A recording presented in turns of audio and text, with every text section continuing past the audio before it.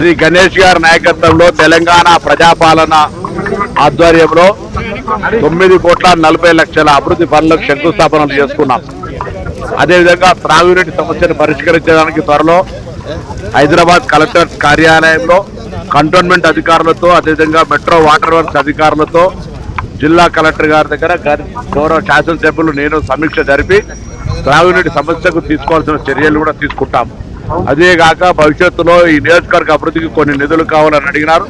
వెంటనే 5 కోట్ల రూపాయల నిధులను గౌరవ ముఖ్యమంత్రి గారి సూచన మేరకు శాంక్షన్ చేస్తా ఉన్నాం. అవి త్రాగునీటి సౌకర్యాలకు సంబంధించి ఇతరత్ర అత్యవసర పనులకు వాడుకొని ఈ ప్రాంత ప్రజలకు ఇబ్బందులు రాకుండా ఈ యొక్క ఎండాకాలంలో ఉపయోగించాలని సందర్భంగా కోరుతూ తప్పకుండా భవిష్యత్తుకు సంబంధించి కంటోన్మెంట్ నియోజకవర్గం మరి ఇక్కడ ఉన్నటువంటి జిహెచ్ఎంసీ పరిధి కంటోన్మెంట్ పరిధిలో సమస్యలు నలగకుండా గౌరవ శాసనసభ్యుడు ఎప్పటికప్పుడు మా దృష్టికి తీసుకొని వస్తా ఉన్నారు. గౌరవ ముఖ్యమంత్రి గారి దృష్టికి తీసుకొస్తా ఉన్నారు. ఆ సమస్యలన్నింటినీ వెంటనే పరిష్కారం చేసి ఈ కంటోన్మెంట్ నియోజకవర్గాన్ని కూడా అభివృద్ధి దిశలో తీసుకుపోతామనే మాట సందర్భంగా మనం చేస్తా ఉన్నాం.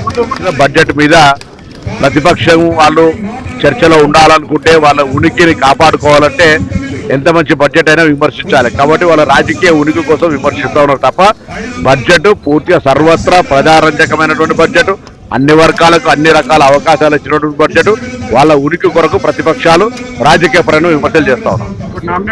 ముందు గణేష్ గారు మా దృష్టికి తీసుకొచ్చింది తప్పకుండా అందుకే చెప్పాను. కంటోన్మెంట్ హైదరాబాద్ మెట్రో వర్క్స్ అందరూ కలిసి జేఎన్టీ యాక్షన్ కమిటీ మీటింగ్ పెట్టి సమావేశం చేసుకుంటాం. ఇదే సందర్భంలో రేపటి నుంచి 10వ తరగతి పరీక్షలు రాస్తా ఉన్నారు. రాష్ట్ర వ్యాప్తంగా తెలంగాణ ప్రజాపాలన ప్రభుత్వ పక్షాన 10వ తరగతి పరీక్షలు రాస్తున్న విద్యార్థులందరికీ శుభాకాంక్షలు, అభినందనలు, ఆశీర్వచనము. మీరందరూ జీవితంలో ఎప్పటికీ ప్రతిసారి ఏ పరీక్ష రాసినా ఏ ఉన్నతమైన శిఖరానికి వెళ్ళినా 10వ తరగతి పరీక్ష మెమో అనేటువంటి మ్యాండేటరీ కాబట్టి మంచి మార్కులు తెచ్చుకునే విధంగా కష్టపడి చదువుకోవడానికి తల్లిదండ్రులు కూడా కొంత కష్టమైన అవకాశం ఇచ్చి పిల్లలందరూ ఉజ్వల భవిష్యత్తుకు పోయే విధంగా జరిగే ఈ పరీక్షను బాగా రాయాలని ప్రభుత్వ పక్షాలు అందరికీ ఆశీర్వచనం అందజేస్తాం.